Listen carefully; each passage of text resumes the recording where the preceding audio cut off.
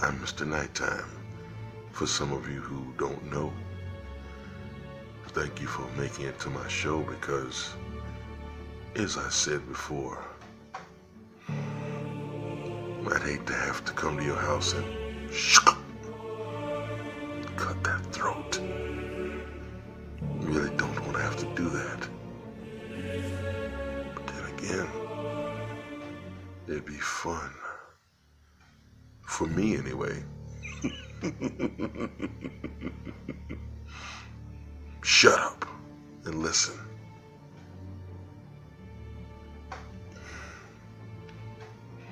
Tonight, I wanted to invite you to listen to a couple of my Halloween tales. One involves me personally. You see, I have land. Hundreds of acres.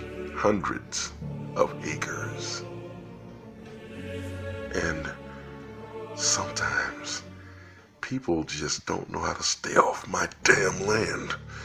And it really pisses me off. I put up signs and they just don't listen. So I had to get some pets. Some guard dogs. Guard dogs, you know. Except my dogs.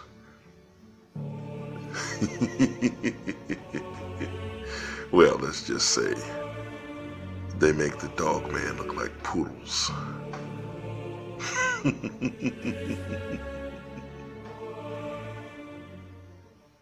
Shut up. Now, tonight's first tale is called Bump in the Night. After all, I have to feed my pets. I let them eat what they want. But more importantly, who they want.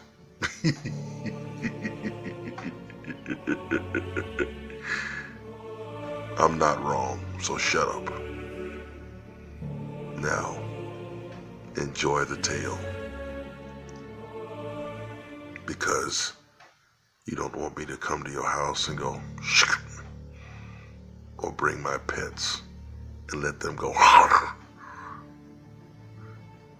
Remember, tonight's tale, Bump in the Night.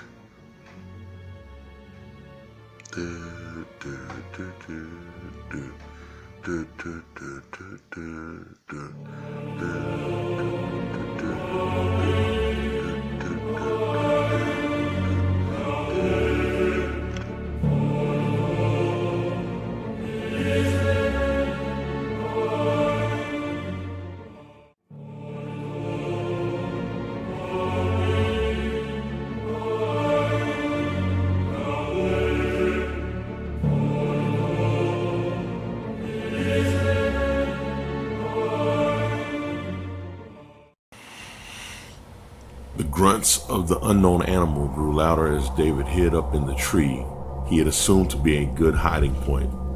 The sounds of his co-workers' agonized screams in their final moments as they were being ripped apart and eaten alive still echoed in his brain. He had been fortunate enough to have been away from the others as he had been busy setting up trail cams around the perimeter of their research area. As David tried to control his breathing so he could be as quiet as possible, he thought about the multiple no trespassing and keep out signs he and his fellow researchers had ignored. If they had heeded the warnings, they would never have been killed. The property owner was a recluse, a very wealthy one. David almost choked as the sound of the creature's heavy breathing was only 30 feet below him. Very carefully, David looked down at the creature. What he saw terrified him beyond anything he had ever experienced. The creature was big, very big, at least 8 feet tall. It was heavily muscled. Its upper body was massive, and it looked like the genetic cross between a dog, a wolf, and a man. This thing had spikes up and down its back. Its long ears twitched back and forth. It sniffed the air with its long snout. Heavy drool dripped down its razor-sharp teeth. David's heart froze as a second creature stepped into view. David wanted to scream. His heart felt as though it was beating out of his chest. Suddenly, one of the creatures ran off in response to hearing a noise, and just as suddenly, the remaining creature looked directly up into the tree at David. David gasped in horror as they both locked eyes on one another. The stench of David's fear betrayed his position. Suddenly, the wolf-like creature leaped up towards David, its razor-sharp teeth and claws ready to rip him apart. David stood up on the big branch, and as he leaped to a higher branch, the one he had been perched on broke as the creature latched onto it. Its heavy weight breaking the branch and bringing it down upon it. The impact knocked the creature senseless as it slammed into the ground. David saw his chance to escape and took it. As quickly as possible, David climbed down to the ground, broke out into a fast run, and kept running. Not looking back, David ran faster than he'd ever run in his whole life. His heart raced, sweat poured out of him. It felt like forever, until he saw a cabin ahead of him. It was very old, yet the porch light was on. David ran towards the cabin. He heard an angry snarl behind him, off in the distance where he had climbed down the tree. He was only 10 feet away from the cabin. The front door was now within reach. The grunting grew louder behind him, the breaking of sticks and low branches ever closer. The sounds were terrifying. David stumbled into the door, his fist beating rapidly against the hardwood. He cried out for help. Please help me, somebody. Help me, anybody there? David finally heard the door latch click.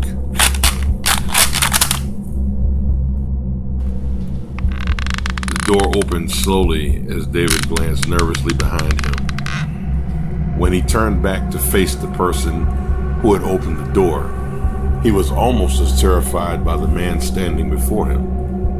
The man was very tall and built like a tank. His eyes were unusual and somewhat creepy, yet the man was polite and friendly. Come on in, sir, quickly. It's almost upon us, but this house is protected. David entered quickly as the man closed and latched the heavy wooden door behind him with a heavy iron bar.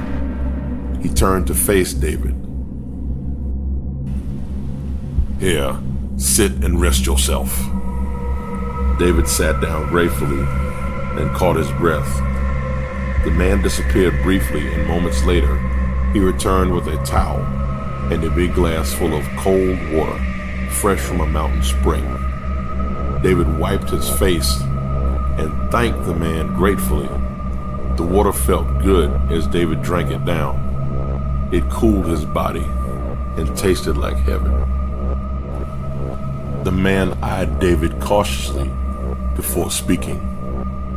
I am Govin, and you are? David looked up gratefully and smiled slightly. My name is David. I'm a researcher. Govin raised an eyebrow, a glint of curiosity in his eyes. Researcher? Of what exactly, may I ask? David drank the last few ounces of water. He looked at the glass as though it would fill itself before answering Govin. I researched the paranormal, sir. My colleagues and I, we try to use hard science to explain the so-called unexplained. Govind nodded his head, yet ignored the obvious fact that his visitor was still quite thirsty. Govind looked down at David. His gaze was intense, so much so that it made David very, very uncomfortable. You mentioned your colleagues, David. What exactly happened to them? David glanced back at the door. He answered Govind very slowly.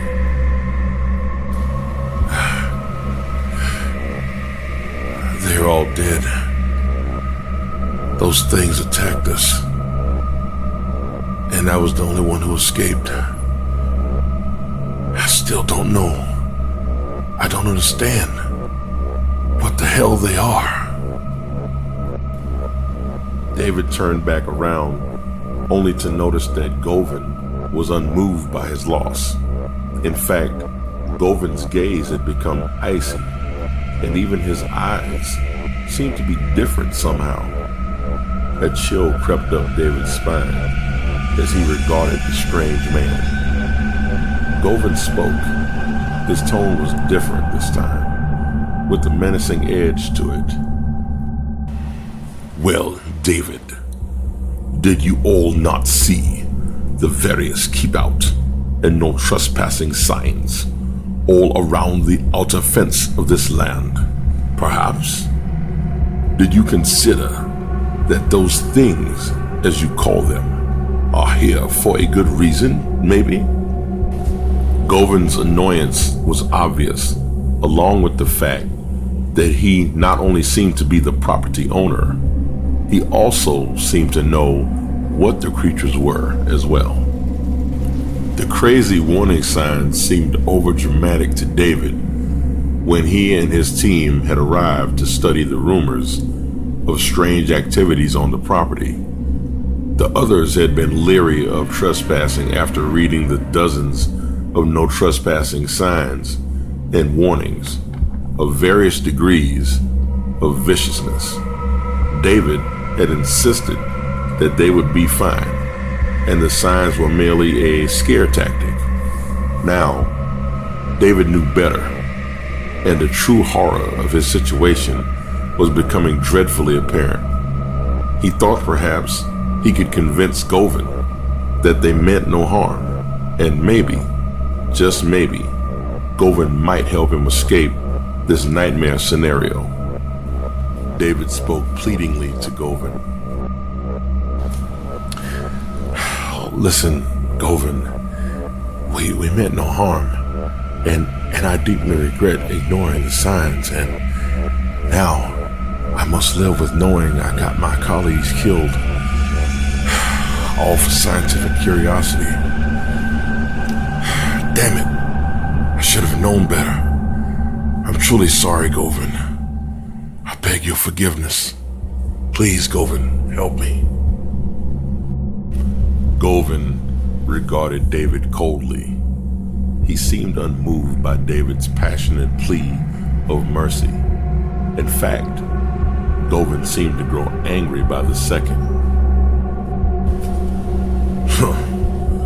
For a man of science, you are slow to see what is before you, David. Those things that you call them are actually my creations. I am also a scientist. Biology and genetics are my specialty. They are called lichenoids, and we all keep this property safe from those who dare trespass here. I provide security for the owner of this land, and he lets me live here and carry on my work. David was horrified beyond even caring about science now. His will to live outweighed everything else. However, what happened next would seal his fate. Govind began to physically transform right in front of David. His body size doubled. His eyes began to glow an amber red color. Govind's arms grew in muscle, and his hands became large razor-sharp weapons. Govind spoke to him even as he transformed into a wolf-human hybrid. You wanted to see the paranormal? Well, here it is, David. In the flesh, I am the sum of my work, the ultimate apex predator. And now, you bear witness to the superior life form.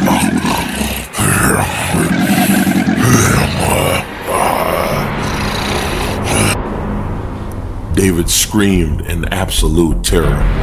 He immediately jumped up and ran for the door. No, damn it. Come on. Stupid door. Shit. Open. Come on. Damn it. Come on, open.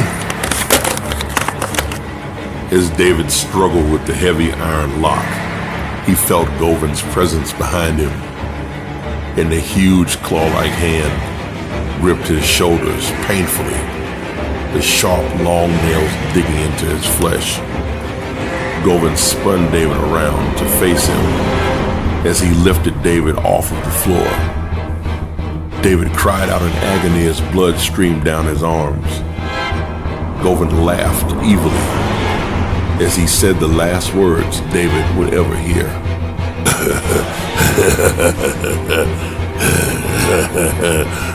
Where are you going, David? Where are you going? I haven't had my dinner yet.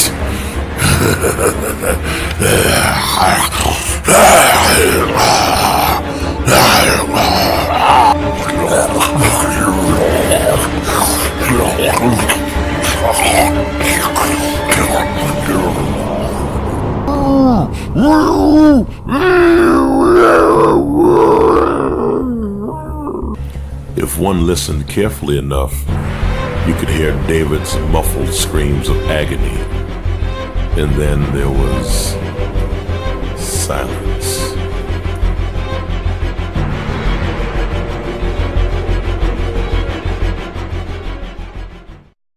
Welcome back. Did you enjoy the story? I hope you did. Because I'd hate to come to your house, you know, slit that throat. I don't want to have to do it. But you know me. I think I'd probably enjoy it. Especially if you have eggnog in your house. I do love eggnog. Brings back such fond memories. Wouldn't you agree? Well, looks like good old Dave let curiosity get the better of him in his life.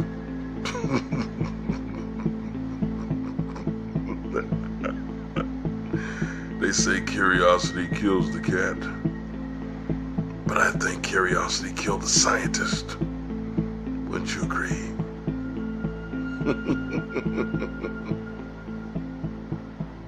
Shut the hell up. It's not that damn funny.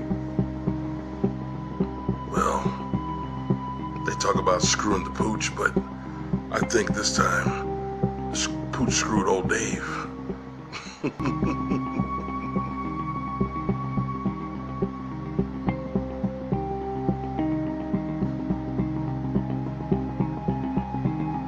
Shut up. Anyway, I appreciate you watching. There will be another show right after this one, so stay put. Or else, you know, I'll have to come to your house and cut that throat.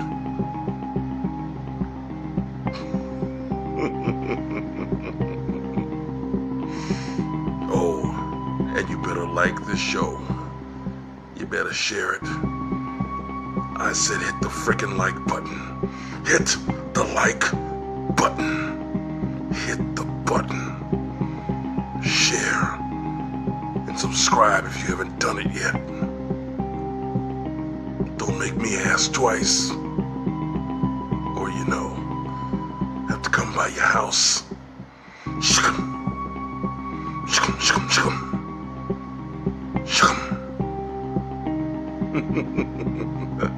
Shkum.